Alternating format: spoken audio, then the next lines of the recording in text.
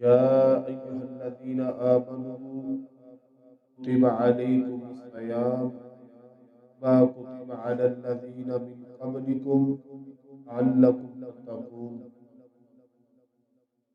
تمام قسم کی تعریفات و تسبیحات اللہ احکم الحاکمین کے لیے، پوری کائنات کا خالق و مالک ہے، حاجت روا مشکل کشا ہے، اس کے علاوہ کوئی معبود برحق نہیں۔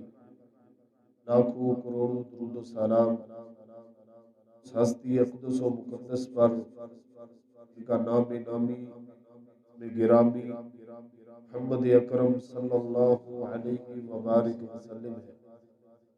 وہ ذات مبارکہ مطہرہ انہیں رب کائنات نے رحمت کائنات بنا کر بھیجا، جن کے ذریعے سے اہل کائنات کی رشد و ہدایت کا بندوبست فرمایا ہے۔ حافظ وقار رمضان المبارک کا یہ بابرکت مہینہ بے کبریا نے ہمیں عطا فرمایا ہے۔ وہ لوگ خوش قسمت ہوتے ہیں جنہیں اللہ تعالیٰ یہ برکتوں والا مہینہ نصیب فرماتا ہے، تو پھر وہ اس سے پوری طرح مستفید ہوتے ہیں۔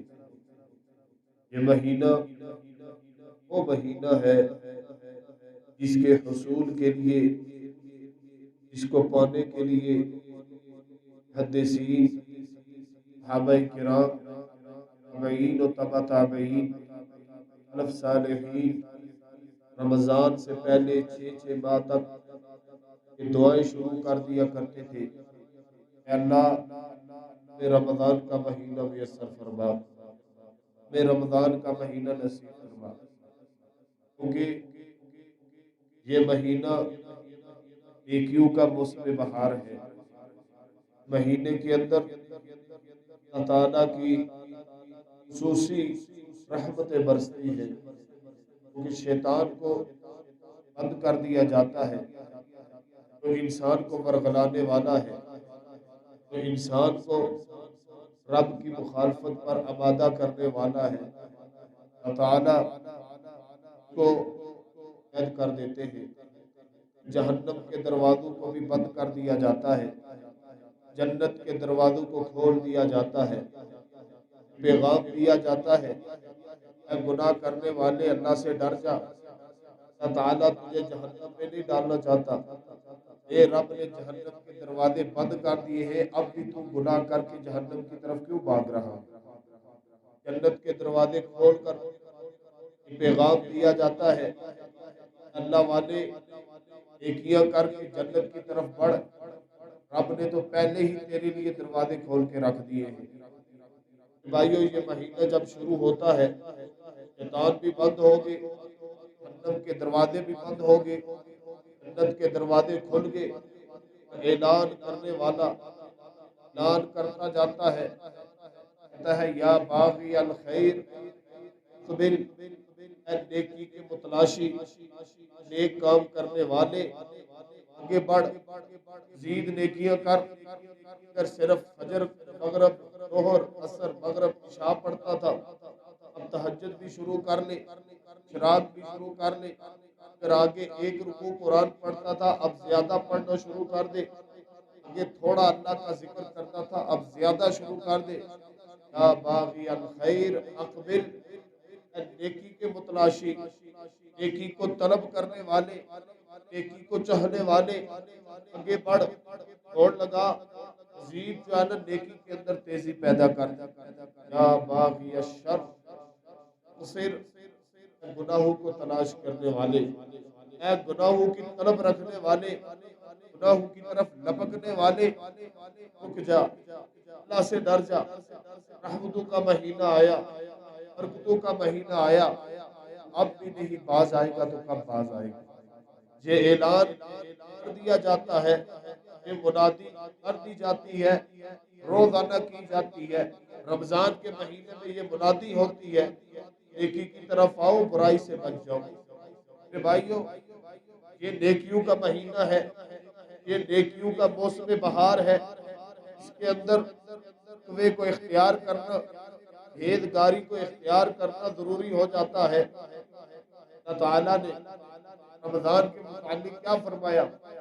یا ایھا الذین آمنوا کتب علیکم الصیام، لوگوں میں نے تم پر روزے فرض کر دیے، ما کتب علی الذین من قبلکم، اس طرح تم سے پہلے لوگوں پر روزے فرض تھے۔ کہ تمہارے ذہن میں یہ خیال نہ آئے شاید صرف ہمیں روزے رکھنے کا کہا گیا، فرمایا نہیں، اس سے پہلے جو لوگ گزرے ہیں ان کے اوپر بھی روزے فرض تھے، وہ بھی روزے رکھا کرتے تھے۔ یا اللہ، روزے رکھنے کا فائدہ کیا ہے؟ بھوکے رہنے کا فائدہ کیا ہے؟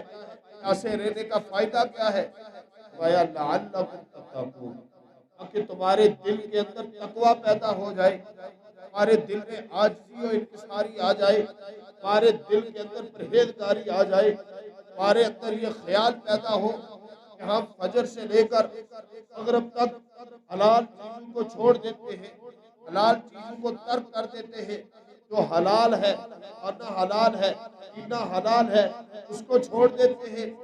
رب تعالیٰ کہتے ہیں پھر تقوی اختیار کر، عجزی و انکساری اختیار کر، اگر حلال چیزیں چھوڑ رہا ہے پھر رب کے حکم کو مانتے ہوئے حرام چیزوں کو کیوں نہیں چھوڑ رہا؟ یہ مہینہ تربیت کرنے کا مہینہ ہے، یہ مہینہ وہ مہینہ ہے جو انسان کی تربیت کر کے اس کو اس مقام پر پہنچا دیتا ہے۔ اگر انسان کے سامنے رب کا کوئی بھی حکم آ جائے، مشکل سے مشکل حکم آ جائے، انسان آگے بڑھ کر اس کو اپنے سینے سے نکالے۔ اب صحابہ کرام کو دیکھ لے، اب نبی علیہ السلام کو دیکھ لے، ہر طرف اللہ کے رسول صلی اللہ علیہ وسلم، صحابہ کرام کہاں بھی ہوتے، جو حکم بھی نازل ہوتا، اللہ کی طرف سے جو صدا بلند ہوتی، یہ کام کرنا ہے یا یہ کام نہیں کرنا، نبی صلی اللہ علیہ وسلم کا فرمان آتا کہ یہ کام کرنا ہے یا نہیں کرنا، صحابہ کرام غیر کسی آواز نکالے، غیر دل کے اندر برا جانے، غیر کسی سوچ و سمجھ کے فوراً اس پر عمل پیرا ہونے کے لیے تیار ہوتے تھے۔ یہ نہیں سوچتے تھے ہمارا معاشرہ کیا کہے گا، یہ نہیں سوچتے تھے لوگ کیا کہیں گے، یہ نہیں سوچتے تھے میرے بہن بھائی کیا کہیں گے، محلے والے کیا کہیں گے، لوگ ناراض ہوں گے، مارے پڑے گی، کیا کچھ نہیں ہوگا، بلکہ وہ تو اس کو سعادت سمجھتے تھے کہ اسلام کے لیے ہم مارے کھا رہے ہیں۔ ان کے درمیان روزے نے تقوی پیدا کیا، وہ اللہ کو ماننے والے تھے، ان کی تربیت خود رسول اللہ صلی اللہ علیہ وسلم نے کی ہے۔ روزہ ہمیں بھی یہی تربیت دیتا ہے، جب تم نے حلال چیزیں رب کے لیے چھوڑ دی پھر حرام کیوں نہیں چھوڑتے؟ روزہ رکھتے ہو، کھانا پینا چھوڑ دیتے ہو، لیکن روزہ رکھ کر جھوٹ کیوں نہیں چھوڑتے؟ جھوٹ تو لعنت والا کام ہے، جھوٹ کیوں بولتے ہو؟ رکھا تم نے روزہ ہے، جھوٹ تم سے جھوٹ نہیں رہا، حرام چیز کر رہے ہو اور حلال کو چھوڑ رہے ہو۔ غیبت کرنا حرام ہے، غیبت تو کرتے ہو لیکن روزہ رکھ لیتے ہو۔ بھائیو، کا مطلب یہ نہیں اب غیبت نہ چھوڑے اور روزہ چھوڑ دے، کہنے کا مطلب یہ ہے جس طرح آپ حلال چیزوں کو چھوڑتے ہیں اس طرح حرام کو بھی چھوڑیں۔ حرام کو چھوڑنا فی الحال لازم ہو جاتا ہے، کیونکہ حلال کو جب رب برداشت نہیں کرتا، رمضان کے مہینے میں کوئی حلال چیز استعمال کرے، کھانا پینا چھوڑ دے، فجر سے لے کر مغرب تک، رب تعالیٰ کو کیسے گوارا ہے کہ ہم حرام کام کرتے جائیں؟ اب ہماری تربیت کر رہا ہے، اب ہمیں یہ مہینہ دے کر ہم پر احسان کرتا ہے کہ جو 11 مہینے تم نے اپنے رب کی نافرمانی کی، جو تم نے 11 مہینے اپنے رب کی مخالفت کی، جو تم نے 11 مہینے شیطان کی پیروی کی، بندہ مومن تو اللہ سے ڈر جا، تو رحمتوں کے مہینے میں باز آ جا، نیکی کی طرف بڑھ، اچھائی کی طرف بڑھ۔ روزہ ہمیں یہ تربیت دیتا ہے، پھر کیا کریں؟ آج امت کے پاس تربیت لینے کے لیے وقت نہیں ہے، آج امت روزہ رکھتی ہے لیکن بیعت حاصل کرنے کے لیے تیار نہیں. روزہ رکھ کر گالیاں ہمارے معاشرے میں اسی طرح چلتی ہے. روزہ رکھ کر جھوٹ اسی طرح چلتا ہے. روزہ رکھ کر لڑائی جھگڑے اسی طرح چلتے ہیں. ہر وہ کام جو روزے کی مٹھاس کو ختم کرتا ہے، روزے کے اجر کو ضائع کرتا ہے، اب وہ ہر کام کرنے کے لیے تیار ہوتے ہیں روزے کی حالت. رات دیر تک لوگ جو ہے نا کھیلتے ہیں، نوجوان موبائلوں کے ساتھ یا گراؤنڈ کے اندر کھیلتے رہتے ہیں. دن کو کہتے ہیں ہم نے روزہ رکھا ہے، سو جاتے ہیں. تو دن کو عبادت، رات کو عبادت، تو مقصد ہے روزے کا وہ ہم نے ضائع کر دیا. کچھ ہم نے ایسے بھی دیکھے روزہ رکھ کر تاش کھیلنا شروع کر دیتے ہیں، روزہ رکھ کر لوڈو کھیلتے ہیں. کہ غلط کاریاں کیوں ہم کر رہے ہیں؟ روزہ رکھ کر فلمیں دیکھی جاتی ہے، روزہ رکھ کر برے کام کیے جاتے ہیں. ہر وہ برا کام جس کو اسلام نے منع کیا ہم وہ کرنے کے لیے تیار ہیں. آپ کو پتا ہے پچھلے سال ہم مسلمانوں کی کارکردگی کہ گوگل پہ ہم سرچ مارتے رہتے ہیں نا، ہمارے نوجوان جب ہم لکھتے ہیں نا www.فلاں چیز آگے .com، پورا بایو ڈیٹا ان کے پاس جاتا ہے کہ یہ بندہ کدھر سے ہے، کس مذہب سے تعلق رکھتا ہے اور کون ہے. یہ پوری ڈیٹیل ان کے پاس جمع ہوتی ہے. اور انہوں نے پچھلے سال رمضان کے مہینے کی ڈیٹیل شو کی. رمضان کے مہینے میں گندی فلمیں سب سے زیادہ رمضان کے مہینے میں دیکھی گئی اور دیکھنے والے بھی سب سے زیادہ مسلمان. یہ آج مسلمانوں کی حالت ہے کہ روزہ رکھتے ہیں اپنے اجر کو ضائع کر رہے ہیں. کیونکہ رسول اللہ صلی اللہ علیہ وسلم نے فرمایا اتنے ایسے روزے دار ہیں جن کو سوائے بھوک پیاس کے اور کوئی چیز نہیں ملتی، صرف بھوک پیاس نصیب ہوتی ہے، اجر ان کو نہیں ملتا. اللہ کے روزے کے متعلق تو رسول اللہ صلی اللہ علیہ وسلم کا فرمان حدیث قدسی کے ذریعے فرمایا اللہ تعالیٰ قیامت کے دن کہے گا الصوم لی وانا اجزی بہ، روزہ اس نے میرے لیے رکھا تھا، اس کا اجر میں خود رب کی کبریات. دیکھیں کہ ایک بندہ اگر روزہ رکھ کر روزے کے قواعد کے مطابق عمل کرتا ہے، روزہ رکھ کر اچھے کام کرتا ہے، روزہ رکھ کر عبادات کرتا ہے، گناہوں سے بھاگتا ہے، ایسے بندے کے لیے رب قیامت کے دن کہے گا یہ بندے نے میرے لیے روزہ رکھا تھا لہذا اس کو اجر میں خود دوں. وگرنہ اگر ہم نے روزہ رکھ کر یہ الٹے کام بند نہ کیے، روزہ رکھ کر برائیوں کو نہ چھوڑا، کیا ہوگا؟ وہی حدیث ہم پہ فٹ آئے گی کتنے ایسے روزے دار ہیں جن کو بھوک پیاس کے علاوہ کچھ نہیں. روزہ رکھے بھی مقصد پورا نہ ہو کیا فائدہ؟ اے بھائیو روزے کے متعلق یاد رکھے اگر روزے کو ضائع کرو گے، روزے توڑو گے، روزے کو ضائع کرو گے، رمضان کے مہینے کی قدر نہیں کرو گے تو نبی علیہ السلام کی واضح وعیدیں ثابت ہے. بندہ رمضان کے مہینے سے فائدہ نہیں اٹھاتا اس کے متعلق جبریل کی بد دعا ہے اے اللہ جو بندہ مہینہ رمضان کو حاصل کرتا ہے اور پھر اس سے فائدہ حاصل نہیں کرتا، اپنے رب کو راضی نہیں کرتا، جنت کو حاصل نہیں کرتا، جہنم سے پناہ نہیں مانگتا، اے اللہ میں جبرائیل اس کے لیے بد دعا کرتا ہوں اے اللہ اس کو تباہ و برباد کر دے. رسول اللہ صلی اللہ علیہ وسلم نے آمین کہہ کر مہر لگا دی. اے اللہ جبرائیل نے جو بد دعا کی ہے مجھے بہت پسند آئی ہے، جو رمضان سے فائدہ نہیں اٹھاتا اس کو برباد ہونا چاہیے. جس کے متعلق اللہ کے رسول نے مہر لگا دی وہ بچ سکتا ہے. پھر تو ہم رمضان کا مہینہ ضائع کر رہے ہیں، تو ہمیں پرواہ نہیں. رمضان کے مہینے میں عبادات کرے، قرآن کی تلاوت کثرت کے ساتھ کرے. آخری عشرہ آنے والا ہے، اس عشرے کے اندر اپنے آپ کو تیار کریں عبادات کے لیے. اللہ کے رسول صلی اللہ علیہ وسلم رمضان کے مہینے میں بہت زیادہ عبادت کیا کرتے تھے. لیکن جب آخری عشرہ آتا تھا تو رسول اللہ صلی اللہ علیہ وسلم کے متعلق آتا ہے شدہ بے ازارہ، آپ اپنی کمر کو کس لیتے تھے، راتوں کو بیدار ہوتے اور اپنے اہل و عیال کو، بیوی بچوں کو بیدار رکھتے، عبادت کرواتے ان سے۔ یہ مہینہ، یہ آخری عشرہ بڑا اہمیت والا ہے۔ دیکھو نبی صلی اللہ علیہ وسلم دنیا کے سب سے مصروف ترین آدمی ہے، سب سے مصروف ترین، کیونکہ بیک وقت ایک ہی وقت میں نبی علیہ السلام کے پاس سپہ سالاری کا عہدہ بھی ہے، وزارت کا عہدہ بھی ہے۔ نبی علیہ السلام بہترین جرنیل بھی تھے، بہترین چیف جسٹس بھی تھے، ہر طرح کے لمحات نبی علیہ السلام پر تھے۔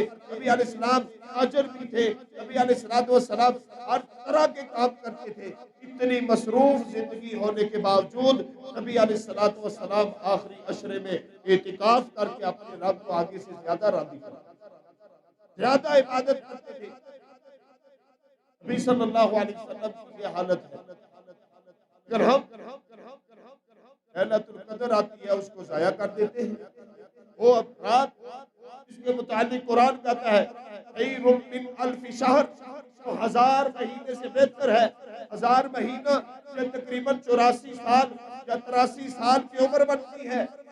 ایک بندہ مسلسل 84 سال عبادت کرتا رہے، دن رات عبادت کرتا رہے، اور ایک بندے کو اللہ تعالیٰ لیلۃ القدر کی رات دے دے، لیلۃ القدر اس کو نصیب ہو جائے، وہ لیلۃ القدر والا اس 84 سال والی عبادت سے بہتر ہے۔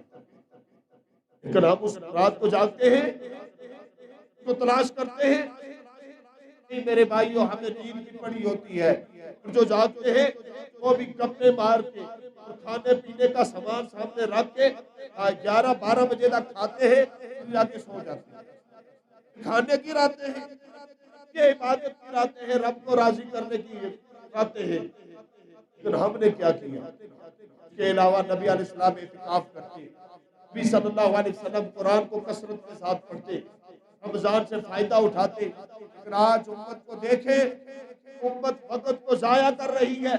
ہر سال رمضان آتا ہے، جس طرح پہلے ہم زندگی گزار رہے ہوتے ہیں اسی طرح ہماری آگے کی زندگی ہوتی ہے، کوئی تبدیلی ہمارے اندر واقع نہیں ہوتی۔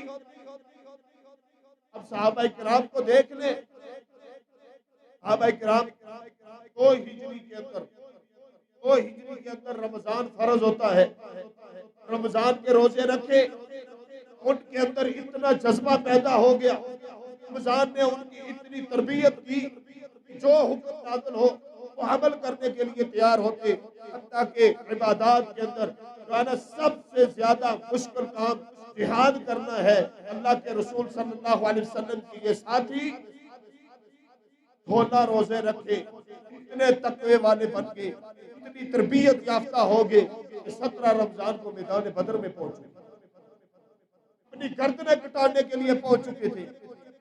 غزوہ بدر پڑھے، 17 رمضان کو غزوہ بدر ہوا ہے، اسی طرح رمضان کے مہینے میں غزوہ بدر ہے، رمضان کے مہینے میں فتح مکہ ہے، رمضان کے مہینے میں محمد بن قاسم نے سندھ فتح کیا تھا۔ ہمارے مسلمان تو رمضان کے مہینے میں فتوحات کرتے تھے، آج ہم ہیں رمضان کے مہینے میں سو کر گزارتے ہیں، بس یا اپنے کام میں مصروف رہیں گے، ایسے کے پیچھے بھاگیں گے، یا پھر ہم سو کر اپنی زندگی گزاریں گے، جو رمضان کا مقصد ہے اس کو حاصل نہیں کرتے۔ غزوہ بدر میں ان کے پاس کچھ نہیں تھا، غزوہ بدر میں ان کے پاس مال و دولت نہیں تھا، صرف 2 گھوڑے تھے ان کے پاس، چند اونٹ تھے ان کے پاس، ایک اونٹ پر 3 بندے سوار ہوتے تھے۔ نبی علیہ السلام کی حالت بھی یہ تھی، ایک اونٹ پر 3 بندے، کبھی ایک سوار ہوتا 2 پیدل چلتے، پھر دوسرا سوار ہوتا 2 پیدل چلتے، پھر تیسرا سوار ہوتا۔ نبی صلی اللہ علیہ وسلم 2 صحابہ کے ساتھ اونٹ پہ جانب باری مقرر کی، نبی صلی اللہ علیہ وسلم پیدل چلنے کی باری آئی۔ ظاہر بات ہے صحابہ کرام رسول اللہ سے پیار ہی اتنا کرتے تھے کہ آپ کے لیے جانیں دینے کے لیے تیار تھے، چلنا تو بڑی بات ہی نہیں تھی۔ صحابہ کرام نے کہا اللہ کے رسول آپ ہماری جگہ سفر کرتے رہے اونٹ پہ، ہم پیادل چلیں گے، ہم آپ کو پیادل چلتا نہیں دیکھ سکتے۔ نبی علیہ الصلوۃ والسلام نے فرمایا ہمارا کیا خیال ہے کہ تم پیادل چل کے اللہ سے اجر حاصل کرو اور میں جو ہے نا اجر سے محروم رہ جاؤں؟ میں بھی پیادل چلوں گا، اپنے رب سے اجر حاصل کروں گا۔ غزوہ بدر میں کسی کے پاس تیر تھا، تلوار نہیں تھی، کسی کے پاس جو ہے نا ڈھال تھی، تلوار نہیں ہے، تلوار ہے تو ڈھال نہیں ہے، تیر ہے تو کمان نہیں ہے، کمان ہے تو تیر نہیں ہے، کسی کے پاس چھڑی ہے، کچھ بھی نہیں تھا ان کے پاس، 313,000 کے مقابلے میں ٹکرائے ہیں۔ ان کو جہاد نے اتنی برکت دی، اسے نے ان کی تربیت کی۔ آج ہم امت مسلمہ کیا کر رہے ہیں؟ کو پتا ہے کہ ہمارے ایمان کو جھنجھوڑا جاتا ہے ہر سال۔ چند دن پہلے کی بات ہے، مسجد اقصی کے اندر نماز کے وقت میں ان صہیونیوں نے، ان دشمنوں نے، ان اللہ کے باغیوں نے مسجد اقصی پر وار کیا اور مسجد اقصی کو خون خون کر دیا، پاؤں کے دوپٹے خون سے بھر گئے۔ محمد بن قاسم جو ایک للکار پہ سندھ فتح کر دیتا ہے، لیکن آج اس محمد بن قاسم کے جانثار نہیں رہے۔ یہ امت آج سو چکی ہے، اس کو کوئی پرواہ نہیں ہے کہ امت کے ساتھ کیا ہو رہا ہے، ظلم کتنا ہو رہا ہے۔ میرے بھائیو یاد رکھنا، اگر تم اپنے رب کے فرمان پر لبیک نہیں کہو گے، اگر جہاد کے لیے نہیں بڑھو گے، اسی طرح ماؤں بہنوں کا خون بہاتا گیا، اسی طرح بہتا رہا، اگر اسی طرح ماؤں بہنوں کے ساتھ ظلم ہوتا رہا، بھائیوں کے سر کٹتے رہے، تو کل قیامت کے دن تم مجرم ہوں گے، ان ماؤں بہنوں کا ہاتھ ہوگا اور ہمارا گریبان ہوگا، اور رب سے التجا کرے گی اللہ تو نے ان کو آزادیاں دی، اللہ تو نے ان کو آزادیاں دی، ان کے پاس مال بھی تھا، دولت بھی تھی، جوانی بھی تھی، ہر طرح کا ان کے پاس جو ہے نا ماحول تھا، لیکن یہ ہمارے لیے نہیں نکلے۔ وہ ایک محمد بن قاسم کو عورت پکارنے والی محمد بن قاسم نے راجہ داہر سے پورا سندھ چھین لیا۔ ہمارے مقبوضہ کشمیر سے کتنی ماؤں کی آوازیں آتی ہیں، کتنی مائیں پکارتی ہیں، ہمارے کان پہ کبھی خون تک رینگی ہے، ہمارے جذبات کبھی بڑھتے ہیں، ہمارے جذبات بڑھتے ہیں، وہ اپنوں پہ بڑھتے ہیں، پڑوسی پہ بڑھتے ہیں، اپنے سگے بھائی پہ بڑھتے ہیں۔ اس کو مارنے کے لیے ہم تیار ہوتے ہیں، اس کی گردن کاٹنے کے لیے تیار ہوتے ہیں، پڑوسی کو مارنے کے لیے تیار ہیں، محلے والے کے ساتھ لڑنے کے لیے تیار ہیں، لیکن بارڈر پار جا کر دشمن کو مارنے کے لیے ہم تیار نہیں ہیں۔ معتصم باللہ کا دور ہے، ایک ماں نے آواز دی، دشمن کا علاقہ ہے، دشمن نے عورت کے دوپٹے کو کھینچا، وہ عورت پکار کر کہتی ہے معتصمہ، اے معتصم تو کہاں ہے، مجھے بچانے کے لیے نہیں آ رہا؟ یہ سے وہ ہندو، وہ اللہ کا دشمن مسکرا کر کہتا ہے ہاں تیرا معتصم باللہ عمدہ گھوڑے پہ سوار ہو کے آئے گا، تجھے بچائے گا۔ معتصم باللہ اپنے دربار میں شربت پی رہا تھا، اس نے گلاس اپنے منہ کے ساتھ لگایا، ادھر سے ایک بھائی گیا، اس نے اس ماں کی آواز سنی تھی اور ادھر جا کر للکار کر کہتا ہے معتصم باللہ تو ادھر شربت پی رہا ہے، فلاں علاقے سے تجھے ایک ماں نے آواز دی ہے کہ تو مجھے بچانے کے لیے آ۔ اس معتصم باللہ نے وہی اپنا گلاس شربت کا رکھا اور کہتا ہے کہ مجھے رب کی قسم ہے اب تک میں شربت نہیں پیوں گا جب تک اس علاقے کو فتح نہ کر لو، دشمنوں کے سر قلم نہ کر لو۔ وہ اٹھا، ہجومیوں نے کہا کہ معتصم باللہ ستارے گردش میں ہیں، ہم ہار جاؤ گے، تمہیں جو ہے نا ذلت اٹھانی پڑے گی۔ محمد بن اس نے معتصم باللہ کا خون جوش مار رہا تھا، معتصم باللہ نے تلوار اٹھائی، ان نجومیوں کو قتل کیا، اپنا لشکر لیا، اس علاقے کو فتح کر کے اپنی اس ایک بہن کی آواز پہ اس کو جو ہے نا بچایا جاتا ہے۔ آج مسجد اقصی خون خون ہے، امت مسلمہ کے کتنے ممالک ہیں، کسی کے جذبات نہیں ابھرتے۔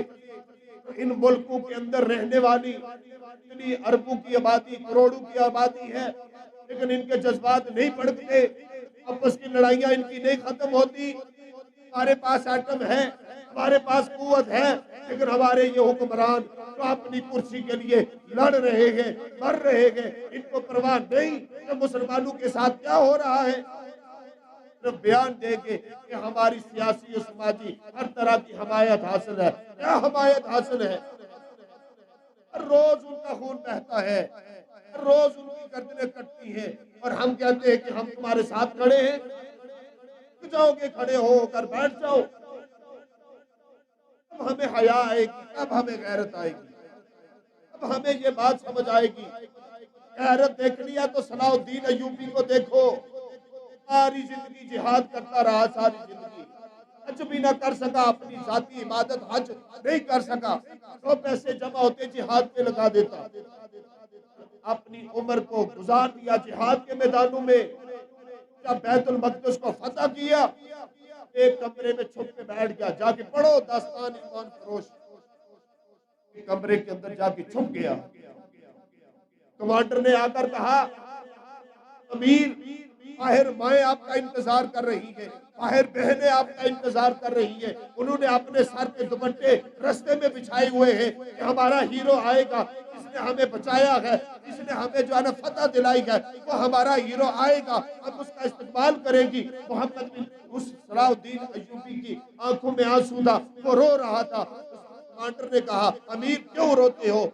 آگے سے صلاح الدین ایوبی نے کہا کہ اے کمانڈر، مجھے بتا تو صحیح ان ماؤں بہنوں کا سامنا میں کیسے کروں. ان ماؤں بہنوں کی عزتیں تار تار ہوئی ہے اور میں بیٹھ گیا ہوں، میں نے تاخیر کر دی ہے. صلاح الدین ایوبی ان ماؤں کا کیسے مقابلہ کرے گا؟ ان کے سامنے کیسے جائے کہ جن کی عزتیں جو ہے نا دشمنوں نے تار تار کی، اور صلاح الدین ایوبی نے بیت المقدس فتح کرنے میں تاخیر کر دی. پھر جانتے ہو جب دوبارہ بیت المقدس پہ دوبارہ جب ان یہودیوں نے قبضہ کیا، صلاح الدین ایوبی کی قبر پہ اس نے لات ماری، اور لات مار کر کہتا ہے کہ لے صلاح الدین ایوبی، تیرے اندر بڑا جوش تھا، تیرے مسلمانوں کو زیر کر کے میں دوبارہ یہاں پہ اپنی حکومت قائم کرتا ہوں. میں کیوں یہاں غیرت نہیں آتی؟ رمضان کا مہینہ جو گزر رہا ہے، میں ہمیں شرم کیوں نہیں آتی؟ احساس کیوں نہیں پیدا ہوتا؟ ہم نے اپنے رب کے سامنے جان دینی ہے، ہم نے اپنے رب کے سامنے جان دینی ہے. ہم اپنے آپ کو پیش کیوں نہیں کرتے دین کے لیے؟ گردنیں کٹانا تو دور کی بات ہے، ہاں ہم نمازیں پڑھنے کے لیے تیار نہیں، ہاں عبادات کرنے کے لیے ہم تیار نہیں. ہماری حالت دیکھ لے، بندہ اپنی حالت پر ذرا غور کرے. اب وہ رمضان کا مہینہ جو گزر رہا ہے، جان تو بعد میں دی جاتی ہے، پہلے یہ تو دیکھیں کہ اس کی عبادات کیسی ہے. شیطان تو بند ہو گیا، لیکن ہمارے اپنے نفس شیطان بنے ہوئے ہیں. ان کے پیچھے ہم لگ رہے ہیں، اس کے پیچھے ہم چل رہے ہیں. وقت ضائع کرنا ہمارا پیشہ بن چکا ہے، شغلہ بن چکا ہے. دین نام کی چیز نہیں ہمارے اندر. نبی علیہ السلام کا فرمان آئے کہ کوئی پرواہ نہیں. نبی علیہ السلام کا فرمان ہے. ہمیں محلے نظر آتے ہیں، ہمیں رشتہ داریاں نظر آتی ہیں، ہمیں رسول اللہ کا فرمان نظر نہیں آتا. بھائی کا ناراضگی تمہیں یاد ہے، اللہ کی ناراضگی یاد نہیں آ رہی. بھائی کا غضب تمہیں یاد آ رہا ہے، رب کی سزائیں یاد نہیں آ رہی جہنم کی. رب کے سامنے جب جاؤ گے، حشر کے میدان میں جاؤ گے تو کیا جواب دو گے اپنے رب کو؟ کہو گی یا اللہ میں نے حق اس لیے چھوڑا کہ میرا بھائی مجھے جو ہے چھوڑ دے گا، میرے ماں باپ مجھے چھوڑ دیں گے، اس لیے میں نے حق چھوڑا ہے. کیا جواب دو گے اپنے رب کو؟ ہمارے پاس کوئی جواب؟ جوانیاں ہم ضائع کر رہے ہیں. رب نے جوانی دی تھی عبادات کے لیے، رب نے جوانی دی تھی احساس کرنے کے لیے، اپنے مسلمانوں کے دفاع کے لیے، قرآن کے دفاع کے لیے، نبی علیہ السلام کے دفاع کے لیے. یہاں دفاع تو دور کی بات ہے، ابھی تک ہم یہ رو رو کر کہہ رہے ہیں کہ لوگوں نمازی بن جاؤ. ابھی تک ہماری امت کو یہ سمجھ نہیں آ رہی کہ ہم نے نماز پڑھنی ہے.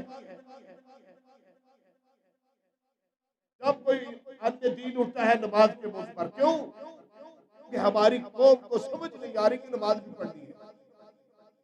رمضان کے مہینے میں ہمارا مسجدوں کے ساتھ دل نہیں لگ رہا. کوشش کرتے رہتے ہیں کہ یا تو نہ جائیں، اگر جانا ہے تو آخر میں جائیں گے، شروع میں جا کر کیا کریں گے؟ اتنی دیر بیٹھ کے قرآن کو ہم کیوں سنیں؟ اللہ کے دین کی بات ہو پھر بھی ہم پیچھے رہتے ہیں۔ بھائی نبی علیہ السلام کے فرمان سے ہمیں کیوں تکلیف ہوتی ہے؟ قرآن کی آیات ہمیں کیوں چبھتی ہے؟ قرآن سننے کے لیے تیار کیوں نہیں؟ ہمیں سمجھ آئے گی دین کی، ہمیں ہوش آئے گا دین کا۔ خدا کے لیے میرے بھائیو اپنے آپ کو بدلو۔ زندگی عارضی زندگی ہے، آج نہیں تو کل اس دنیا کو چھوڑ جانا ہے۔ اس دنیا کے پیچھے بھاگ رہے ہیں ہم لوگ، یہ دنیا ہاتھ میں نہیں آنے والی، ہمارا مال یہیں پر رہ جائے گا، اس کا قبضہ اور کر لیں گے۔ کو تم اپنے کہتے ہو، اپنے کہتے ہو، ہم نے اپنی آنکھوں سے دیکھا ہے کہ بیٹوں نے اپنے باپ کے بے وفائی کی۔ اس میں بڑی بات نہیں ہے۔ آج باپ کی بے وفائی باپ روتا ہے، بیٹے میری بات نہیں مانتے، تو نے اپنے نبی کی بات کتنی مانی یا تیرے بیٹے تیری بات مانے؟ اگر ہم نے اپنے نبی سے وفا کی، اللہ کی قسم ہمارے بیٹے ہماری وفائی کریں۔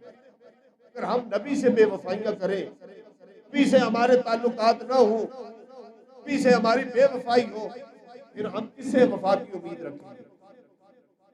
خود چاہتے ہیں کہ دنیا ساری ہم سے وفا کرے، لیکن ہم کسی سے وفا نہ کریں۔ نبی کا فرمان ہم سننے کے لیے تیار نہیں، اگر کہیں کانوں میں پڑ جائے پھر عمل کرنے کے لیے تیار نہیں۔ ہماری یہ حالت ہے کہ بھائیو لمحہ فکریہ ہے ہمارے لیے، اب پتہ یہ سانس جو ابھی نیچے گئی ہے واپس آئے گی یا نہیں، یہ روح نکل جائے۔ آج کل تو ویسے ہی اٹیک کی بڑی بیماری چل رہی ہے، بندہ یہاں سے اٹھ کے جاتا ہے، بندہ اچھا بنا تھا، اٹیک ہوا مر گیا، موٹر سائیکل پہ تھا ایکسیڈنٹ ہوا مر گیا، گاڑی پہ تھا ایکسیڈنٹ ہوا مر گیا۔ تو ہمیں یہ بات سمجھ آئے گی موت آنی ہے، ہماری زندگی کے لمحات ہمارے اپنے کنٹرول میں نہیں۔ رب سے بغاوتیں ہم کیوں کر رہے ہیں؟ اپنے آپ کو کڑی اور کیوں سمجھ رہے ہیں؟ ہم تو ابھی جوان ہیں، ہمارے پاس بڑا وقت ہے۔ کتنے جوانوں کی جوانی کو توڑ کے رب نے ندی نالوں میں بہا دیا ہے، کتنے نوجوانوں کی کمر کو رب نے توڑ کر اپاہج بنا کے رب نے بستر پر بٹھا دیا ہے، ہمیں پھر بھی سمجھ نہیں آتی۔ ہماری نظروں کے سامنے ایسے لوگ نہیں، ان کو رب نے کسی حالت کا نہیں چھوڑا، ان کو ہمارے لیے اللہ تعالیٰ نے یہ نشان بنایا کہ جس طرح میں ان کو یہ کر رہا تھا آپ کو بھی کر سکتا۔ رمضان سے ایک رات پہلے زلزلہ کیوں آیا؟ رب نے تمہیں جھنجھوڑا ہے، امت مسلمہ کے لوگوں کو جھنجھوڑا ہے۔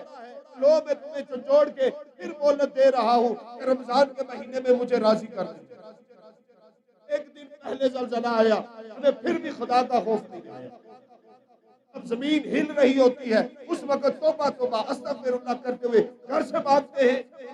پھر جب رک جاتی ہے تو پھر وہی نافرمانیاں، وہی رب کی بغاوتیں، وہی رسول اللہ کی نافرمانیاں۔ امت کو کوئی شرم حیا نہیں رہی آج کہ ہر طرف آپ پوری امت کا مجموعی طور پر جائزہ لیں، اس طرف مرضی رخ کرے۔ اکثریت آج نافرمانی کی طرف چل رہی ہے، اکثریت بغاوت کی طرف چل رہی ہے۔ اکثریت کو جو ہے نا قرآن سے کوئی تعلق نہیں، اکثریت کو نبی علیہ السلام کے فرمان سے کوئی تعلق نہیں، اپنی دوستیاں پیاری ہے، اپنی رشتہ داریاں پیاری ہے، رسول اللہ والا تعلق کسی کو پیارا نہیں، کسی کو پیارا نہیں۔ ہم رسول اللہ صلی اللہ علیہ وسلم کے ساتھ اپنا تعلق جوڑ لیں، جنہوں نے جوڑا تھا اپنے دنیا میں بھی آخرت میں بھی ان کے درجے بلند کیے۔ وہ بلال جس کے پاس نہیں تھا، غلام تھا، لوگ اس کو حقیر سمجھتے تھے، اس کے مالک نے کہا تھا یہ کوڑی کا بھی نہیں ہے۔ سیدنا بلال وہ جس کو کوئی کوڑی کا نہیں سمجھتا تھا، محمد رسول اللہ صلی اللہ علیہ وسلم سے وفا کی تو رب نے یہ صلہ دیا کہ بلال چلتا جنت زمین پر تھا، مکے کی گلیوں میں تھا، نبی کو اللہ نے بلال کے قدموں کی آواز جنت میں سنائی۔ یہ نبی سے وفا کی وفا کا بدلہ رب نے دنیا میں دیا۔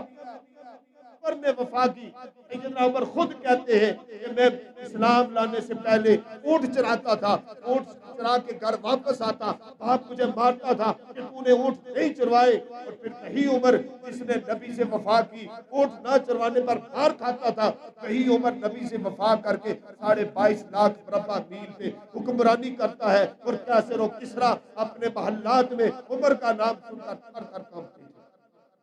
سارا روب اور دبدبا محمد الرسول اللہ صلی اللہ علیہ وسلم کے ساتھ وفا کرنے کی وجہ سے آج ہم نے بے وفائی کی، رب نے صلہ بھی دے دیا۔ آج ہم انڈیا سے گھبراتے ہیں، امریکہ سے ہم ڈرتے ہیں، دشمنوں سے ہم ڈرتے ہیں، کیونکہ جو رب سے نہیں ڈرتا رب تعالیٰ اس کو ہر کسی سے ڈراتا ہے۔ جو رب سے ڈر جاتا ہے باقی لوگوں کی حیثیت اس کے سامنے نہیں رہتی۔ کیوں ہمیں یہ چیزیں سمجھ نہیں آتی؟ میرے بھائیو، یہ سب باتیں اب تک پہنچائی ہیں آپ کو سمجھانے کے لیے، خدا کے لیے یہ وقت اللہ کو یاد کرنے کا ہے، بھی وقت ہے، بھی موقع ہے، اپنے رب کو راضی کر لو۔ رمضان کے جو دن باقی رہ گئے ہیں تو اپنے رب کے سامنے رو رو کر گزارو، اے اللہ ہم نے جو کچھ کیا ہے سب کی معافی مانگتے ہیں، آج کے بعد اللہ تو اسے بے وفائی نہیں کریں گے، اللہ تیرے نبی سے بے وفائی نہیں کریں گے، اللہ ہم وفا کا عہد کرتے ہیں، اپنی زندگی کو بدلتے ہیں، کانوں سے پرہیز کرتے ہیں، راموں کو چھوڑتے ہیں، علموں کو چھوڑتے ہیں، آش لٹوں کو چھوڑتے ہیں، اے اللہ ہم قرآن سے محبت کریں گے، مدینے والے کے مصطفیٰ کے فرمان سے محبت کریں گے، ہم اپنی زندگی کے اوپر قرآن کو نافذ کریں گے، رسول اللہ کے فرمان کو نافذ کریں گے، یہ عہد کریں۔ میرے بھائیوں، خدا کے لیے اپنے آپ کو بدلے۔ اللہ تعالیٰ سے دعا ہے کہ اللہ تعالیٰ ہمیں صحیح معنوں کے اندر کما حق ہو قرآن اور حدیث کو سمجھ کر اس کے مطابق عمل کرنے کی توفیق عطا فرمائے۔ وما علینا الا البلاغ۔